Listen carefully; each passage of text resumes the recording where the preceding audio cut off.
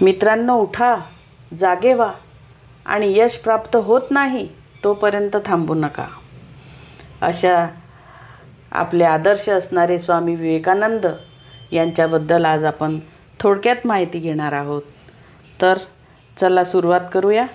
त्यांच्या मते, विवेकानंदांच्या मते, खरे शिक्षण हेच व्यक्तीला अस्तित्वाच्या संघर्षासाठी तयार करते.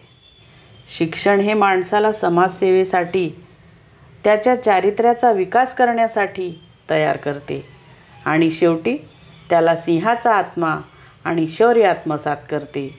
शिक्षण हे अंधार आणि अज्ञानातून मुक्तीचे साधन असू शकते, असं ते नेहमी म्हणायचे. म्हणून आज आपण 12 जानेवारी रोजी त्यांचा वाढदिवस असतो, म्हणून आज आपण त्यांची माहिती घेणार आहोत. स्वामी विवेकानंदांचा जन्म 12 जानेवारी 1863 रोजी कोलकाता म्हणजे सिमलापल्ली येथे झाला.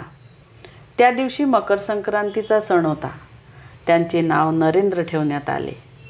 त्यांच्या वडिलांचे नाव विश्वनाथ दत्त होते. विवेकानंद यांचे आजोबा संस्कृत आणि पर्शियन भाषेचे अभ्यासक होते. घरातील अशा प्रकारच्या धार्मिक आणि सुशिक्षित वातावरणामुळे स्वामी विवेकानंद यांच्यावर चांगला प्रभाव पडला व ते त्यांनी संपूर्ण जगाला दाखवून दिले. स्वामी विवेकानंद यांच्या आईचे नाव भुवनेश्वरी देवी असे होते आणि त्या धार्मिक गृहिणी होत्या. स्वामी विवेकानंद यांचे मूळ नाव नरेंद्रनाथ विश्वनाथ दत्त होते. विवेकानंद हे बंगाली कुटुंबातील होते. त्यांचे वडील कोलकाता उच्च न्यायालयात प्रसिद्ध वकील होते आणि ते धार्मिक, सामाजिक बाबतीत पुरोगामी विचारांचे आणि दयाळू स्वभावाचे होते. स्वामी विवेकानंद यांनी आपल्या घरीच शिक्षणाची सुरुवात केली. पुढे त्यांनी 1871 साली ईश्वरचंद्र विद्यासागर यांच्या मेट्रोपॉलिटन इन्स्टिट्यूशनमध्ये प्रवेश घेतला आणि 1879 मध्ये प्रेसिडेन्सी कॉलेजची प्रवेश परीक्षा उत्तीर्ण झाले. शालेय जीवनात स्वामी विवेकानंद यांच्यावर पाश्चात्य विचारांचा प्रभाव होता. काही दिवस या संस्थेत राहिल्यानंतर पुढे त्यांनी जनरल असेंब्लीज इन्स्टिट्यूशनमध्ये प्रवेश घेतला.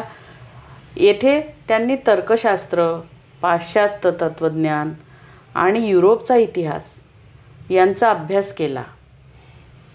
1881 साली ते फाईन आर्टची आणि 1884 मध्ये BAची परीक्षा उत्तीर्ण झाले. नोव्हेंबर 1881 मध्ये विवेकानंदांचा रामकृष्ण परमहंस यांच्याशी परिचय झाला. ही घटना विवेकानंदांच्या जीवनाला कलाटणी देणारी ठरली. योग साधनेच्या मार्गाने मोक्षप्राप्ती करून घेता येते असा रामकृष्णांचा विश्वास होता. त्यांच्या या विचारांचा विवेकानंद यांच्यावर मोठा प्रभाव पडला व ते रामकृष्णांचे शिष्य बनले. बंगालमधील ब्राह्मो समाजाच्या प्रभावामुळे ते मूर्तिपूजा व बहुदेवतावाद यांच्या विरोधी होते. परंतु रामकृष्ण परमहंसांच्या सहवासात विवेकानंदांच्या विचारात बदल घडून आणि ते सनातन हिंदू धर्म व तत्त्वज्ञान यांचे समर्थक बनले.